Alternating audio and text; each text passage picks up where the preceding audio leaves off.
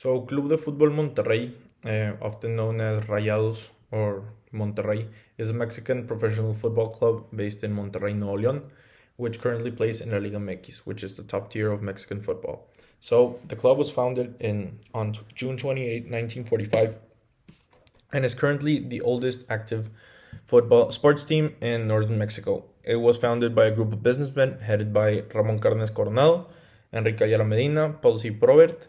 Rogelio Cantú Gómez, and Miguel Margain Sosoya. The club's nickname came from their jersey, which was a set of blue and white stripes going downwards from the jersey. So throughout the 1945 to 1985, the club had really struggled to adapt to top tier football. So they had a lot of financial with the problems with the players. So they didn't really get to the level of success which would come later on in the club's history. So the really only highlight and throughout those years was in 1975. The Portuguese superstar Eusebio played for the club, in which the club had their best season yet as they reached the semifinal and lost to Guadalajara. So on March 1, 1986 was when the first league title would come to the club, which was against Tampico Madero, where they won by a score of 3-2 in the 1986 season in El Estadio Tecnológico. And during the 1991 to 1992 season, they won their first Copa MX, beating Juárez by a score of 42 in the Estadio Tecnológico.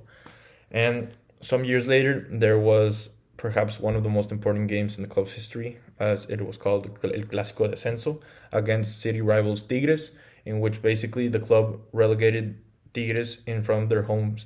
fans to the second division of football in Mexico. So it was a very impactful game, as it was one of the only times in history in world sports where one team eliminated their direct city rivals to the second division, which is something that has not been done a lot of times in sports history. So starting the 21st century in 2003, the club hired Argentinian legend Daniel Passarella, who coached the likes of Guillermo Franco, Walter Albiti, Jesus Arellano, and Luis Perez, in which they would reach their second league title, defeating Monarcas Morelia by a score of 3-1 in 2003. So in 2009, and this is where the famous golden age starts for the club, is when Monterrey hired head coach Victor Manuel Bucetich, and with the help of former president Luis Miguel Salvador, the following years became known as the golden generation for the club, winning 2 league titles in 2009 and 2010, as becoming a three-peat champions of the CONCACAF Champions League in 2010, 11, and 12. So the players who played throughout those times were the likes of Humberto Suazo, Aldo de Nigris, Luis Ernesto Perez, Jesus Arellano, Walter Ayoví, and a defense led by Jose Maria Basanta and famous goalkeeper Jonathan Orozco, which was the golden age, basically the golden age of the golden team, which won 5 titles in 4 years, in a period of 4 years, which set a very high standard for the club, as they were known to be one of the most successful clubs at the time, reaching various finals, and even if they didn't win it, they were always on in both tournaments at the highest level at the last games, because they were just so good. So in the year 2015 was when the clubs had to say goodbye to the famous Estadio Tecnológico, which was their home since the founding of the club, which was part of the Tecno Monterrey campus. And what the club did was basically they built a $200 million stadium called El Estadio BBVA, which is one of the most iconic stadiums not only in Mexico but throughout the whole football world, and has been currently selected to be one of the venues for the 2026 FIFA World Cup. So the next few years were tough years, since the standard of the golden generation did raise the bar to a level that was hard to reach again. So thanks to the signings of players like Dorlan Pavón and Rogelio Funes Mori, and the rising of promising young defenders like Cesar Montes, this paved the way for the team to reach other trophies in the future, most especially in el famous Clásico Regio, an international final that was played against city rivals Tigres, where Monterrey beat them by a score of 2-1, which was the first international club rivalry final in the club's history, which was a very important title, which is considered to be La Estrella que más brilla.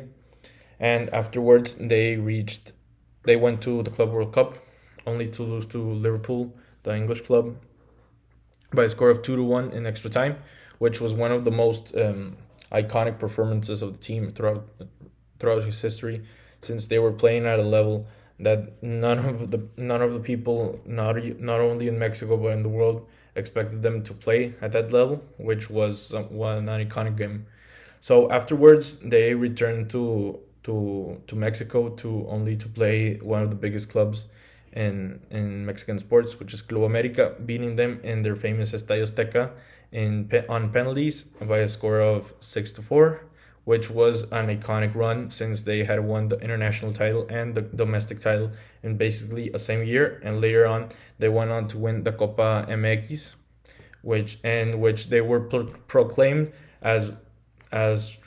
triplet winners, as they won every cup available for a Mexican football team at the time and at the same moment. So later on, in 2021, the club went on in the international stage once again to beat rivals Club America and their home turf by a score of 1-0 in the international stage. So since the reign of championships and as the world is progressing, Monterrey took a step forward and created a women's football team